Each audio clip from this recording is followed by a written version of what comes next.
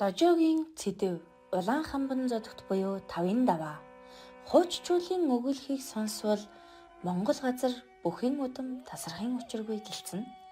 1. Өгүүлхэн.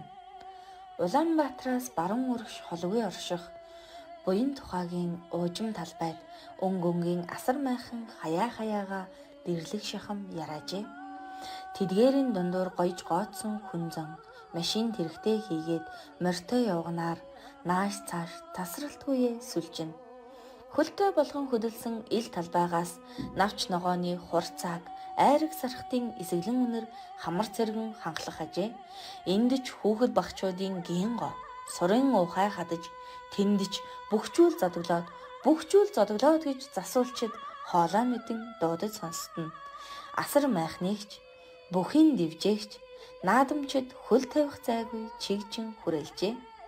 Наадмын талбайн хоод талд төв асар хэмээх нар хорын хамгаалалт бүхий бөгөөд туг дарцаг алаглан намрах байрны гол суудалд дарга сайднар зочид гийчид суудлаа тухлан эзлэв.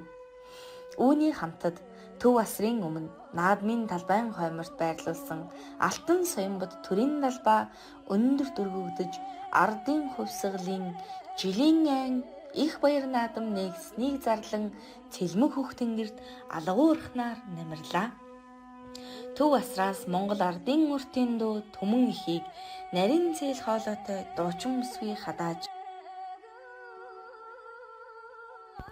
зээхүй эрдэнэт хүний биеийг олж этгээд буруу үйлээс зайлж эцэс ба идүүгээгийн хоёр хэргийг бүтээхэд бүрэн сэдэлтэй зээхүй эртний ариун буйнаа элбэгжүүлэн нэмж эсрэгэн мэндийн бэлгээр хуран чуулж үүнээс хоошид нь зээхүй улам мөрөнхийн бэлэг мандах болтугай химэн дуулав.